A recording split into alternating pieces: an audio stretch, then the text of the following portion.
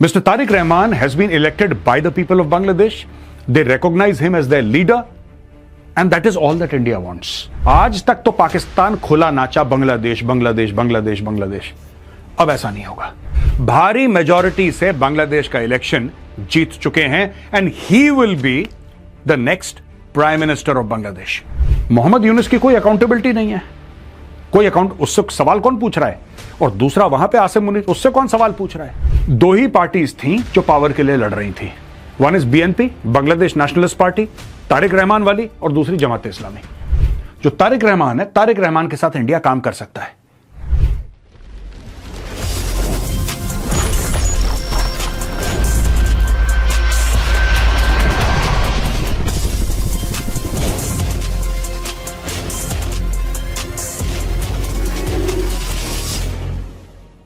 जय हिंद दोस्तों, मैं हूं मेजर गौरव आर्या और आप देख रहे हैं the Chanakya dialogues. Tariq Rahman, Bangladesh nationalist party, भारी मेजॉरिटी से बांग्लादेश का इलेक्शन जीत चुके हैं and he will be the next prime minister of Bangladesh. इन्होंने क्या बोला, किसने क्या बोला, किस तरीके से कांग्रेचुलेट करा, इनके सामने चैलेंजेस क्या हैं दोस्तों, और इसमें भारत का एक रोल होते होते रह गया क्योंकि भारत ने मना कर दिया। इसके बारे में मैं आपको बताऊंगा। कुछ ऐसी चीजें हैं, बाकी तो मीडिया कवर कर रहा है, लेकिन कुछ ऐसी चीजें हैं जो आपको बड़ी इंटरेस्टिंग लगने वाली हैं। एक और इंटरेस्टिंग बात है दोस्तों, और यह है the Chanakya diaries. The Chanakya diaries is India's finest magazine on geopolitics, foreign affairs, national security and defence. इससे बेहतर मैगजीन आपको भारत में नहीं मिलेगी दोस्तों। हमारे पास लिमिटेड कॉपीज हैं बिकॉज हम रीप्रिंट के लिए गए थे। पहले हमने हजारों कॉपी छपवाई, वो बिक गई, फिर से हमें दोबारा छपवानी पड़ी। Now those are also finishing. अब we have the last lot with us. अगर आपको ये चाणक्य डायरीज खरीदनी है तो डिस्क्रिप्शन बॉक्स में लिंक है, जाके क्लिक कीजिए and by your copy today. ये बहुत आपके लिए जरूरी है अगर आप कॉम्पिटिटिव एग्जाम्स या सिविल सर्विसेज की तैयारी कर रहे हैं, आपके बहुत काम आएगी। तो दोस्तों, ये चुनाव जीत चुके हैं। टाइम्स ऑफ इंडिया की खबर है, बड़ी इंपॉर्टेंट। ईसी यानी कि election commission announces major win for BNP led alliance, sweeps 212 out of 297 declared seats, यानी कि एब्सोल्यूट मेजॉरिटी मिलती है बीएनपी को और तारिक रहमान की पार्टी को मिलती है absolute majority. The Election Commission has released the official results for 297 constituencies in Bangladesh's 13th national parliament election. Results for the three constituencies remain pending with the Chittagong 2 and Chittagong 4 seats postponed for later announcement. देखिए, इससे कोई फर्क नहीं पड़ता, 2, 3, 4, 5 सीटें postpone हो, absolute majority के साथ तारिक रहमान जीत गए। बांग्लादेश के अगले प्रधानमंत्री ये बनने वाले हैं। अब यहां पे बीएनपी लेड अलायंस सिक्योर्ड ये 212 सीट इन्होंने जीती हैं। बांग्लादेश जमाते इस्लामी 77 सीट्स। ये मैं आपको बताता हूं, इसमें 2-3 लोग बन गए बेवकूफ, बहुत ज्यादा बेवकूफ बन गए हैं। और कैसे इनको बेवकूफ देखिए, आप में कितना भी जोश हो, कितना भी जज्बा हो, जो पुराने टाइम के पॉलिटिशियंस है ना, जो घाघ हैं, वो ऐसे घुमाते हैं इन सबको। और ये लोग जो सोचते हैं बांग्लादेश के स्टूडेंट्स कि भाई बहुत बड़ी क्रांति ला रहे हैं देश में, कोई क्रांति नहीं, आप लोगों का इस्तेमाल हो गया। ये बात मैंने बहुत पहले बोली थी, इनका इस्तेमाल हो गया और जो पुराने घाघ थे, पुराने पॉलिटिशियंस थे, उनका इस्तेमाल हुआ। ये देखिए साहब, बांग्लादेश जमाते इस्लामी 77, Islami Andolan Bangladesh 1 seat, independent captured 7 seats. यहां पे देखिए साहब, ये हमने लिया है न्यूयॉर्क टाइम्स से। The student protesters that led the movement to topple Sheikh Hasina's government in 2024 later formed their own political party after yesterday's election. 6 members of the National Citizen Party, most of them in their 20s, are set to become the youngest lawmakers in Bangladesh's recent history. 6 जीते। मैं आपको एक बात क्यों बोल रहा हूं, क्योंकि इनको यह चूरन खिलाया गया था कि बेटा अगली सरकार तो भी बनाओगे। इनमें से कई मंत्री बन गए, कई मुशीर बन गए, कई पता नहीं क्या क्या नहीं बन गए। ठीक है, कोई एडवाइजर बन गया, कोई मंत्री बन गया, कोई क्या बन गया, और फिर धीरे धीरे छोड़ने लगे। अब मैं आपको बताता हूं इनका फायदा कैसे उठाया गया दोस्तों। और इनका फायदा इस तरीके से उठाया गया कि इनके पास मास था। जाहिर सी बात है, लाखों की तादाद में स्टूडेंट सड़क पे आ गए। शेख हसीना की सरकार पलट दी। उस समय भी बीएनपी जो थी वो चुपचाप धीरे धीरे अपना काम कर रही थी। वो बीएनपी वो पार्टी है जो जीत गई, तारिक रहमान वाली, वो धीरे धीरे अपना काम कर रही थी।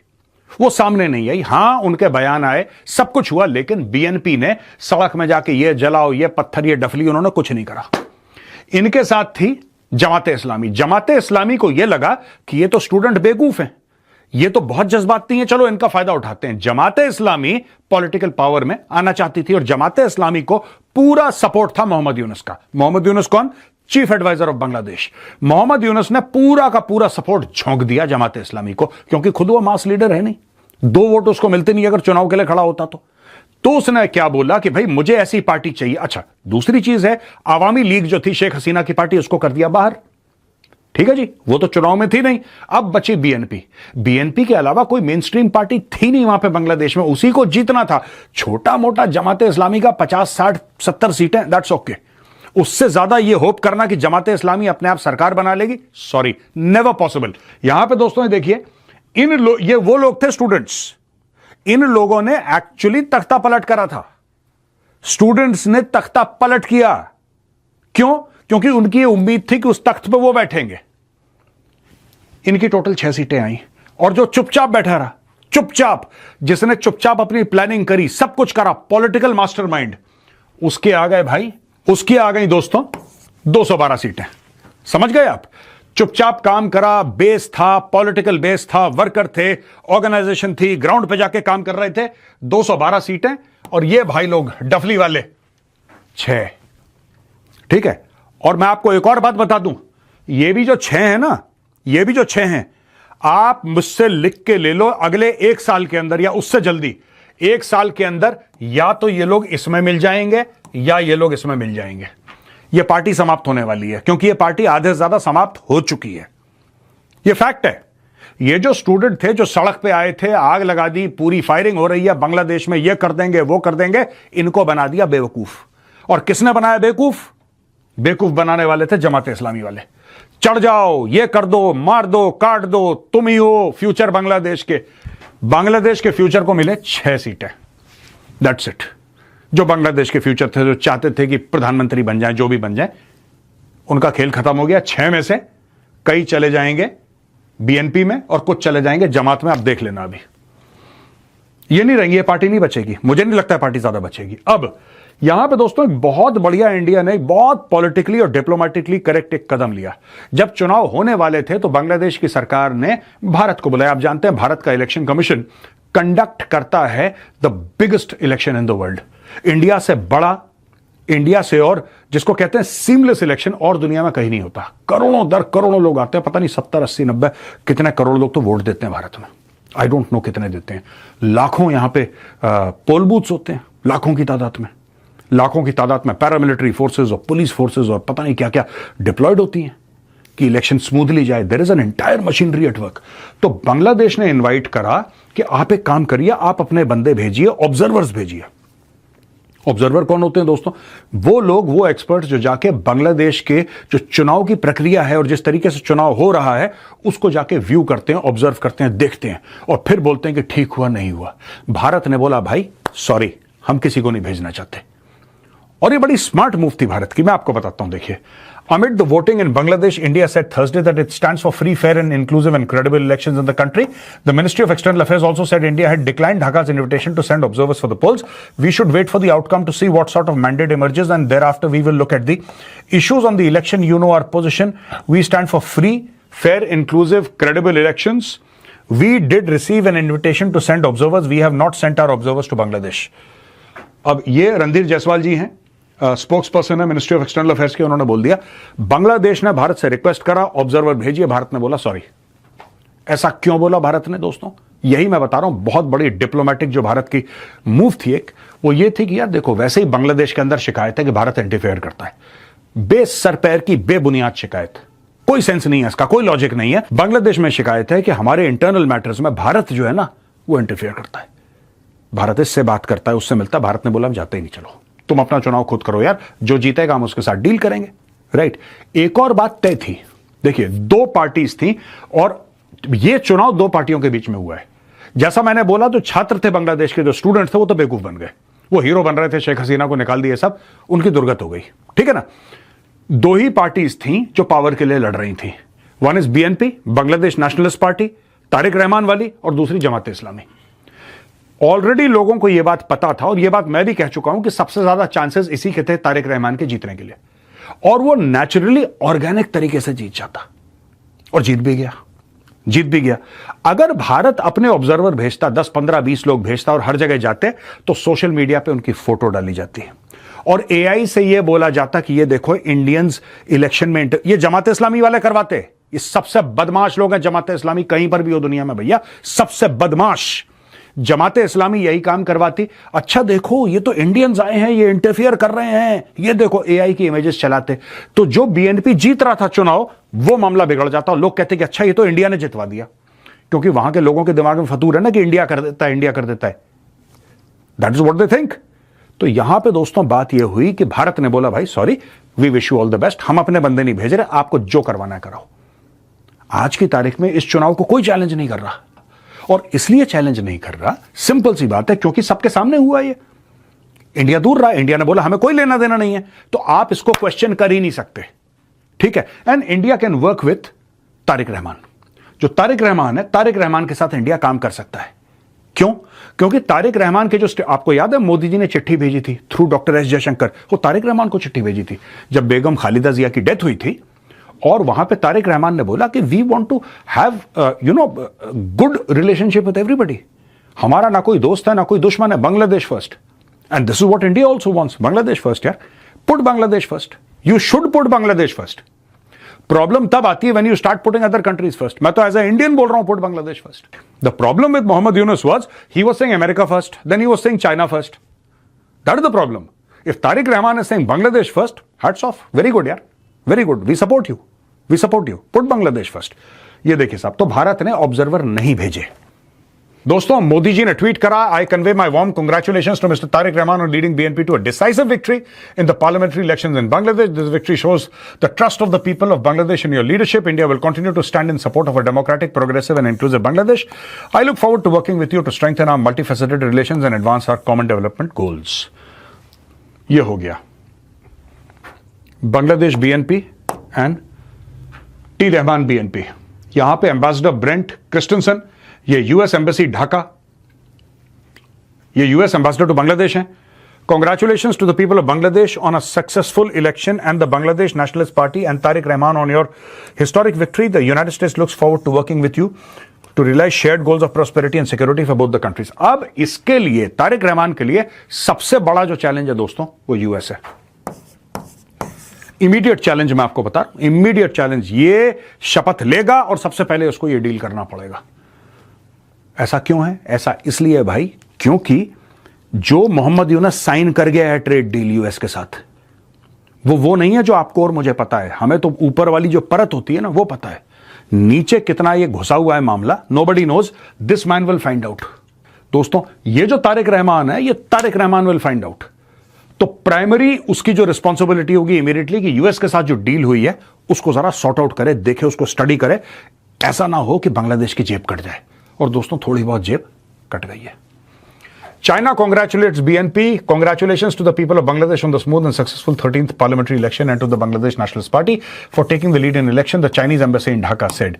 तो ये पूरा का पूरा सब लोगों ने, आप देखिए, इंडिया ने, चाइना ने और अमेरिका ने। अमेरिका वो जिनके साथ उन्होंने ट्रेड डील साइन करी है, इंडिया इमीडिएट नेबर, 4000 किलोमीटर का बॉर्डर हम शेयर करते हैं। चाइना आप उसको नियर नेबर कह सकते हैं, बीच में म्यांमार पड़ता है, म्यांमार के बाद चाइना है।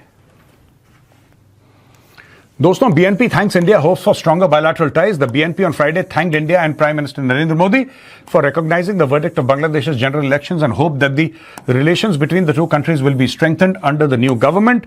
Speaking to PTI videos, the Bangladesh Nationalist Party BNP Standing Committee member and chief coordinator for the 2026 election, Nazrul Islam Khan, said the party appreciated Modi's recognition of the people's verdict. We thank Prime Minister Narendra Modi for congratulating our leader Tariq Rahman. It is great that a democratic country is supposed to recognize the verdict of the people and Mr. Narendra Modi has done this. We thank him.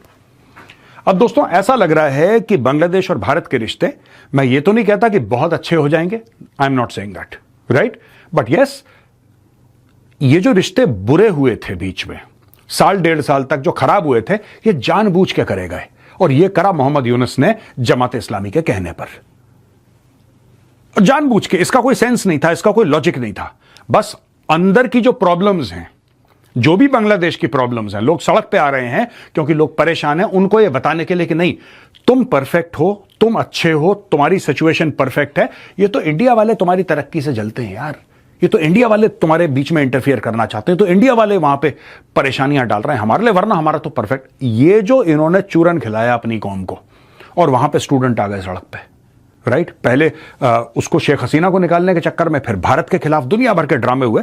Now with BNP coming in and already यहां पे back channel, जब से वो आया है तारिक रहमान वापस, जब से वापस आया है तब से बैक चैनल कॉन्वर्सेशन चल रही थी constantly between India and Bangladesh, that we should normalise everything, normalise trade, normalise people to people contact, सब कुछ ठीक ठाक करो यार।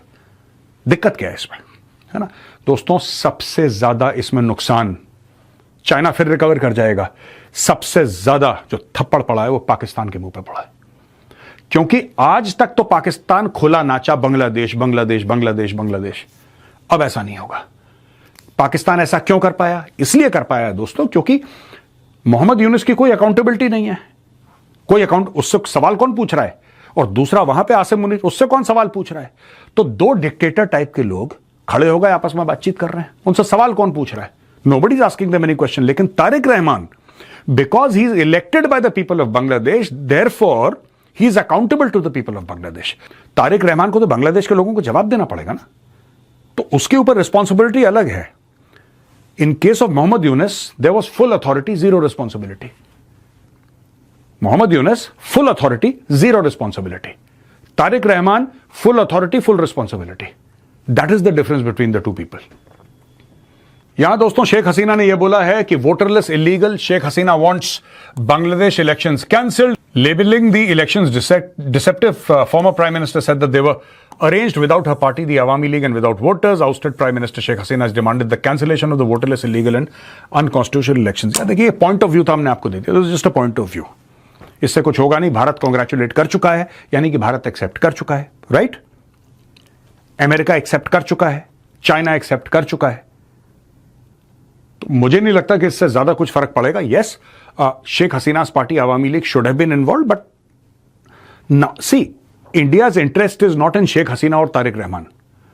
India's interest is that there should be a democratically elected government in Bangladesh, which the people accept. Now that has happened. Mr. Tariq Rahman has been elected by the people of Bangladesh. They recognize him as their leader, and that is all that India wants.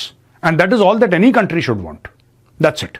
So these elections are over and India looks forward. That is what the Prime Minister said. We look forward to working with Bangladesh in the future and hoping for better ties. दोस्तों, ये था आज का video.